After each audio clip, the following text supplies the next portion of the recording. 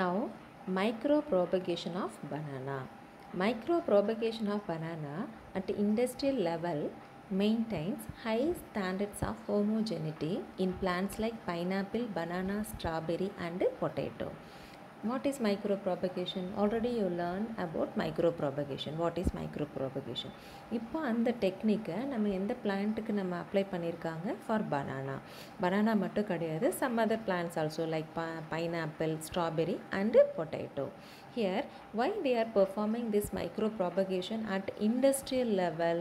Only to maintain the high standard of homogeneity. இந்த micropropagation வந்துட்டு industrial லெவலில் எதுக்காக நம்ம பெர்ஃபார்ம் பண்ணுறோம் அப்படின்னு பார்த்தீங்கன்னா அந்த ஹோமோஜெனிட்டியை மெயின்டைன் பண்ணுறதுக்காக தான். What is homogeneity? It is nothing but the desired genetic கேரக்டரை மெயின்டைன் பண்ணுறதுக்காக தான். ஃபார் எக்ஸாம்பிள், இப்போ ஒரு எக்ஸ் பிளான்ட் நம்ம ஒரு செலக்டட் பிளான்ட்லேருந்து நம்ம சூஸ் பண்ணுறோம் அப்படின்னா அந்த செலக்டட் பிளான்ட் இருக்கு இல்லையா, நம்ம எதுக்காக அந்த பிளான்ட்டை செலக்ட் பண்ணியிருப்போம்? It should be special when compared to other plants இல்லையா. அதுக்கு ஏதாவது ஒரு பர்டிகுலர் கேரக்டர் ஸ்பெஷலாக இருக்கிறனால தான் அந்த பிளான்ட்டை நம்ம சூஸ் பண்ணியிருக்கோம் இல்லையா. That selected plant may be special in character like disease resistant character. அது டிசீஸ் ரெசிஸ்டண்ட்டில் அது வந்துட்டு குட்டாக இருக்கும். ஸோ அதனால நம்ம பிளான்ட் சூஸ் பண்ணியிருப்போம் அந்த பர்பஸ்க்காக இல்லையா. இந்த same I am saying for an example only. So that is we said to be homogeneity. We are maintaining that character. Okay, that is said to be here. That desired character, genetic character is said to be what? Homogeneity. We can maintain that one through micropropagation. Let us see that how that micropropagation protocol is done in banana. Say here micropropagation protocol for banana. இப்போ இந்த micropropagation technique bananaல எப்படி perform பண்ணணும் அப்படின்னா, before going to we have to choose that we have to select the real stem இல்லையா. நமக்கு தெரியும், நமக்கு இந்த part of the plant which found above the soil வந்து நம்ம சூடோஸ்டெம்னு சொல்லுவோம். பனானாவில் வந்துட்டு that is not a real stem, that is a pseudostem. But இந்த ரியல் ஸ்டெம் வந்து நமக்கு எங்கே இருக்குது? அண்டர் கிரவுண்டு ரைசோம் தான் நமக்கு ரியல் ஸ்டெம் பனானாவில் பொறுத்த வரைக்கும் இல்லையா. அந்த ரைசோம் அதுதான் நம்ம சக்கர்னு சொல்லுவோம். அதில் தான் நமக்கு என்ன இருக்குது? அதில் தான் real stem, that is set to be that real stem. Okay, first in vitro micropropagation of banana. அது ஃபஸ்ட்டு நம்ம என்ன பண்ணணும்? So first for in vitro micropropagation of banana the சக்கர்ஸ்னால் that underground real stem should be surface sterilized with 1% NaOCl for 30 minutes. அந்த sodium chloride வந்துட்டு நம்ம 30 minutes வந்துட்டு நம்ம அப்ளை பண்ணுறோம். surface sterilize பண்ணணும் suckers. Then later apical meristems were isolated, cultured on MS basal medium, supplemented with benzyl aminopurine, that is BAP 10 mg per liter and indole acetic acid IAA 1 mg per liter. இப்போ suckers வந்து surface sterilise பண்ணியாச்சு. Surface ஸ்டெரிலைசேஷனுக்கு அப்புறமா நம்ம என்ன பண்ணுறோம்? Apical meristem, அந்த சக்கரில் இருந்து apical meristem remove பண்ணுறோம். அதை ஐசோலேட் பண்ணி நம்ம என்ன பண்ணுறோம்? கல்ச்சர் மீடியமில் வைக்கிறோம். என்ன கல்ச்சர் மீடியமில் வைக்கிறோம்? MS கல்ச்சர் மீடியமில் வைக்கிறோம். That MS medium is supplemented means what added with what benzyl BAP and IAA. In what ratio? BAP வந்து 10 mg per liter இருக்கும், 1 indole acetic acid 1 mg per liter இருக்கும். இந்த ரேஷியோவில் நம்ம அந்த MS மீடியம் ப்ரிப்பேர் பண்ணியிருக்கோம். ஓகே, அந்த MS மீடியமில் நம்ம இந்த செலக்டட் ஏபிக்கல் மெரிஸ்டம் எக்ஸ்பிளான்ட் செல்லை வந்துட்டு நம்ம அதில் ப்ளேஸ் பண்ணுறோம். Then later we are inducing the formation of shoot system. என்ன பண்ணுறோம்? we are induction of shoots within 168 days. இப்போ இந்த கல்ச்சர் மீடியமில் வச்சதுக்கப்புறம் MS medium we are inducing some chemicals or hormones for the formation of shoots. So after application of that within 168 days we can get the shoot formation. Then later for root induction, kinetin and naphthalene acetic acid is added for what? Root induction. So in what ratio? Kinetin is a type of cytokinin. அது நம்ம எவ்வளோ பர்சன்டேஜில் எடுத்துக்கிறோம்? 2 milligram per liter. அடுத்தது naphthalene acetic acid, that is NaNA. In what ratio? It is a naphthalene acetic acid is a type of auxin. It is taken in the percentage of 0.5 ml milligram per liter for root induction. இப்போ இந்த ரேஷியோவில் நம்ம apply பண்ணும்போது we get the root formation. Then and acclimatization in polyhouse after the root and shoot formation நம்ம என்ன பண்ணுறோம்? அடுத்த process we are transferring that to polyhouse. polyhouseனா shade house, நம்ம dark houseனு சொல்லலாம். complete dark houseல நம்ம அதை வந்து பழக்கப்படுத்துகிறோம். we are keeping the plantlets in shade house. Then followed by shade house under 50% light for hardening process. இந்த shade houseல அப்புறமா நம்ம என்ன பண்ணுறோம்? 50% லைட் வந்து அப்ளை பண்ணுறோம் ஷேட் ஹவுஸ்லேயே. அதுக்கப்புறம் தான் நம்ம என்ன பண்ணுறோம்? ஹார்டனிங் ப்ராசஸ்க்கு நம்ம கொண்டு போகிறோம். then later tested for genetic uniformity. அந்த hardening processக்கு கொண்டு போகிறதுக்கு முன்னாடி நம்ம என்ன பண்ணுறோம்?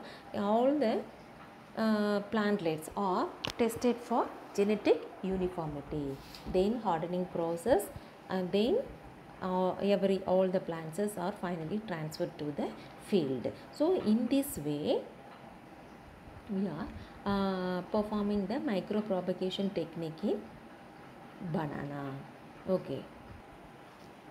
Okay, now micropropagation of banana எப்படி நம்ம பண்ணணுன்றதை நம்ம பார்த்தோம். Next one artificial seeds. Already you know what is artificial seeds அப்படின்றத நம்ம பார்த்தோம். Artificial seeds is also called synthetic seeds. அதை நம்ம எப்படி ப்ரொடியூஸ் பண்ணுறோம்? அந்த எம்ப்ரியாய்ட்ஸை வந்து நம்ம என்ன பண்ணுறோம்? என்கேப்சூல் பண்ணும் போதும் நம்ம வந்துட்டு we convert that embryos into synthetic seeds இல்லையா? in detail we are going to see under the artificial seed topic. Artificial seeds or synthetic seeds or syn seeds are produced by using embryos, that is somatic embryos obtained through in vitro culture. They may be derived from single cells from any part of the plant that later divide to form cell mass containing dense cytoplasm, large nucleus, starch grains, proteins and oils etc.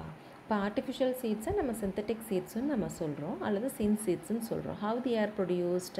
They are produced by using embryos, that is particularly somatic embryos which was obtained by plant tissue culture technique in vitro condition. So how they are derived? They may be derived from single cell from any part of the plant. எந்த பிளான்ட்டோட பார்ட்டில் இருந்தும் நம்ம வந்து எடுக்கிற அந்த single செல்ல இருந்து நம்ம வந்து என்ன பண்ண முடியும்? ஆர்டிஃபிஷியல் ஷீட்ஸை வந்துட்டு ப்ரொடியூஸ் பண்ண முடியும் இல்லையா? ஸோ அந்த single cell May later divide to form group of cells, cell mass that may contain dense cytoplasm, large nucleus, starch grains, proteins, oils and etc. So to prepare artificial cells, different inert materials are used for coating the somatic embryoids like agarose and sodium alginate.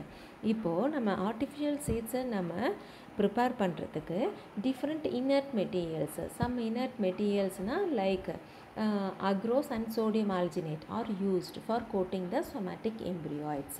இப்போது artificial seeds நம்ம எப்படி produce பண்ணுறோம்? இப்போது embryoids வந்து form ஆகுது. நம்ம வந்துட்டு plant tissue கல்ச்சரில் நம்ம கல்ச்சர் மீடியமில் எக்ஸ்பிளான்ட்டை வைக்கும் போதும் கேலஸ் ஃபார்ம் ஆகுது. அதில் இருந்து ஷூட் ரூட்ஸ் ஃபார்ம் ஆகுற அந்த கண்டிஷன் நம்ம என்ன சொல்கிறோம்? எம்ப்ரியாய்ட்ஸ் நம்ம சொல்கிறோம் இல்லையா? இப்போ அந்த எம்ப்ரியாய்ட்ஸ் வந்துட்டு நம்ம சொமேட்டிக் எம்ப்ரியாய்ட்ஸாக இருக்கணும். அந்த சொமேட்டிக் எம்ப்ரியாய்ட்ஸில் இருந்து தான் நம்ம என்ன பண்ண முடியும்? சிந்தட்டிக் சீட்ஸை வந்து ப்ரிப்பேர் பண்ண முடியும். இப்போ அந்த சொமேட்டிக் எம்ப்ரியாய்ட்ஸ் வந்துட்டு எப்படி ஆர்டிஃபிஷியல் சீட்ஸாக கன்வெர்ட் பண்ணுறோம் அப்படின்னு பார்த்தீங்கன்னா we have to encapsulate.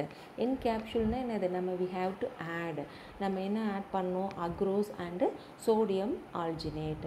அப்படி பண்ணும் போதும் we can convert that embryoids into artificial seeds. இப்போது ஆர்டிஃபிஷியல் சீட்ஸுக்கும் நேச்சுரல் சீட்ஸுக்கும் டிஃப்ரென்ஸ் இருக்குது. What is the difference? இப்போ ஆர்டிஃபிஷியல் சீட்ஸுக்கு வந்துட்டு பார்த்திங்கன்னா it has no seed coat and no endosperm. இதே நார்மல் சீடுக்கு நமக்கு சீட் கோட் இருக்குது, டெஸ்ட்டாக இருக்குது. இதே வந்துட்டு நார்மல் சீடுக்கு எண்டோஸ்போம் இருக்குது இல்லையா? அந்த எண்டோஸ்போம் தான் நமக்கு நியூட்ரிட்டிவாக இருக்குது ஃபார் த டெவலப்பிங் எம்ப்ரியோ.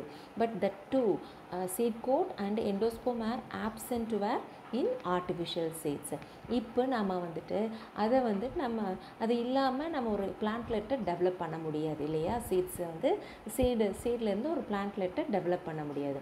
அப்போ அந்த ஆர்டிஃபிஷியல் சீட்ஸ்க்கு கொண்டு வரதுக்காக தான் we are encapsulating the embryos with agarose and sodium alginate. இப்போ இந்த அக்ரோஸ் அண்ட் சோடியம் ஆல்ஜினேட்டை வச்சு என்கேப்சியூல் பண்ணும் போதும் அந்த எம்ப்ரியாய்ட்ஸுக்கு வந்துட்டு ஆர்டிஃபிஷியல் கோட்ஸும் artificial endosperm form ஆயிடாங்க. See this picture, artificial seed coats is formed and artificial endosperm is formed here. So for the somatic embryoids, in this way only artificial seeds are produced. Let us see the advantages of artificial seeds. The first one, artificial seeds have many advantages over the true seeds. அதாவது the artificial seeds have more advantages than the true seeds. How? Let us see the following points. Millions of artificial seeds can be produced at any time at low cost. That is low costல நம்ம எந்த டைமில் வேணாலும் millions of artificial seeds we can produce. That is the first advantage of artificial seeds. Then second one, they provide an easy method to produce genetically engineered plants with a desirable character, that is desirable traits. That is through this plant tissue culture technique we can produce genetically engineered plants, that is genetically modified plants with desired characters. Desired means what is the expected character. நம்ம வந்துட்டு இந்த மாதிரி plant tissue culture மூலிமா இந்த artificial சீட்ஸை வச்சு நம்ம என்ன பண்ண முடியும், நம்ம ஜெனட்டிக்கலி மாடிஃபைடு பிளான்ட்ஸை வந்து நம்ம எதிர்பார்க்குற கேரக்டரோட ப்ரொடியூஸ் பண்ண முடியும். That is second advantage. Then third one, it is easy to test the genotype of plant. பிளான்ட்டோட ஜெனட்டிக் எக்ஸ்ப்ரெஷன்ஸை வந்துட்டு நம்ம ஈஸியாக செக் பண்ண முடியும், டெஸ்ட் பண்ண முடியும். That is third advantage. Then fourth one, they can potentially stored for long time under cryopreservation method. இந்த ஆர்டிஃபிஷியல் சீட்ஸ் வந்துட்டு நம்ம எந்த கெப்பாசிட்டியில் நம்ம ப்ரொடியூஸ் பண்ணமோ by maintaining the same capacity, the seed with the same capacity we can store for long time under cryopreservation method. That is fourth advantage. And fifth one, artificial seeds produce identical plants.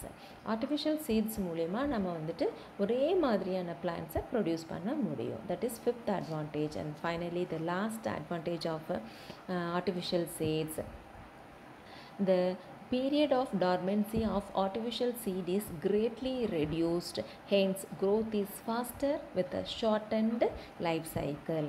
இப்போது ஒவ்வொரு சீடுக்குமே ஒரு period of dormancy இருக்கும். அந்த dormancy பீரியடை நம்ம இங்கே என்ன பண்ண முடியும், நம்ம ரெடியூஸ் பண்ணுறனால சீக்கிரமாக அதை வந்துட்டு ஃபாஸ்ட்டாக க்ரோ பண்ண முடியுது. அதனுடைய க்ரோத்தை வந்துட்டு நம்ம ஃபாஸ்ட்டாக கொண்டு வர முடியுது. ஸோ அதனால் அந்த டியூரேஷன் ஆஃப் லைஃப் சைக்கிளை வந்துட்டு நம்ம ஷார்ட் பண்ண முடியுது. டார்மென்சினா என்னன்னு உங்களுக்கு ஃபஸ்ட்டு யூ ஷுட் நோ. டார்மென்சினா தூங்கு நிலை. ஒவ்வொரு சீடுக்குமே பர்டிகுலர் டார்மென்சி பீரியட் இருக்கும். நம்ம அந்த டார்மென்சி பீரியடில் அந்த சீடை நம்ம விதைக்கும் போதும் இட் நெவர் க்ரோஸ் இல்லையா? ஸோ அப்போ அந்த டார்மென்சி பீரியடு வந்துட்டு முடிச்சதுக்கப்புறம் தான் அந்த சீடு வந்து க்ரோ ஆகும். ஸோ அந்த டார்மென்சி பீரியடை தான் நம்ம ஆர்டிஃபிஷியல் சீட்ஸில் நம்ம என்ன பண்ணியிருக்கோம், ரெடியூஸ் பண்ணியிருக்கோம். ஸோ அதனால் அது சீக்கிரமாக அந்த டார்மென்சி பீரியடில் இருந்து ஓவர் கம் பண்ணி க்ரோ ஆகி நம்ம அதனுடைய என்னது லைஃப் சைக்கிள் வந்து ஷார்ட் ஆகுது. நம்ம இப்போ 4 months அதனுடைய லைஃப் சைக்கிள் அப்படின்னா நம்ம 3 monthsல அதை வந்து நம்ம அதனுடைய மெச்சூரிட்டியை கொண்டு வர முடியும். That is the last advantage. So this is the advantage of artificial seeds. So artificial seeds have more advantage than the natural normal seeds. Now the next topic is virus free plants. Let us see what is virus free plants. The field grown plants like perennial crops usually are infected by variety of pathogens like fungi, bacteria, mycoplasma, viruses, which causes considerable economic losses. Chemical methods can be used to control fungal and bacterial pathogens but not viruses generally. இப்போது field plants இருக்கு இல்லையா, field crop plants like perennial crops இருக்கு இல்லையா, many year crop plants, அது வந்து யூஸ்வலாக it was infected by what variety of pathogens like fungi, bacteria, mycoplasma, viruses attack ஆகிறனால எக்கனாமிக்காக நமக்கு அது வந்து லாஸ் கொடுக்குது. அதனால கெமிக்கல் மெத்தட்ஸ் வந்துட்டு they are using to control fungal and bacterial pathogens but not viruses generally. Viruses வந்துட்டு நம்மளால் கண்ட்ரோல் பண்ண முடியாது. நம்ம ஈஸியாக bacterial diseases and bacterial and fungal டிசீசஸை ஈஸி தான் நம்ம கண்ட்ரோல் பண்ண முடியும். பட் வைரஸை வந்து அந்த மாதிரி ஈஸியாக நம்மளால் கண்ட்ரோல் பண்ண முடியாது. For that, what we are doing, shoot meristem tip culture is the method to produce virus free plants because the shoot meristem tip is always free from virus. நம்ம ஆல்ரெடி முன்னாடி நம்ம பார்த்தோம் இல்லையா, எந்த டாப்பிக்கில் நம்ம பார்த்தோம், பிஃபோர் இந்த பிளான்ட் ரீஜெனரேஷன் பாத்வேயில் நம்ம பார்த்தோம் இல்லையா, எதுக்காக ஷூட்ஸ் செலக்ட் பண்ணுறோம், only to produce what virus free plants. Shoot apical meristem எக்ஸ்பிளான்ட்டாக வந்துட்டு மெரிஸ்டம் சூஸ் பண்ணாலும் சரி, ஸ்டெம் சூஸ் பண்ணாலும் சரி, நம்ம அந்த ப்ரொடியூஸ் பண்ணுற பிளான்ட்ஸ் வந்துட்டு எதில் ஃப்ரீயாக இருக்கும், வைரஸ் ஃப்ரீ பிளான்ட்ஸாக இருக்கும் இல்லையா. For that we are doing what shoot meristem tip culture method வந்துட்டு பிளான்ட் டிஷ்யூ கல்ச்சர் மெத்தடில் நம்ம அடாப்ட் பண்ணுறோம். அப்படி பண்ணும்போதும் we can produce virus free plants because the shoot meristem tip is always free from viruses. Okay, now the next topic is conservation of plant genetic resources.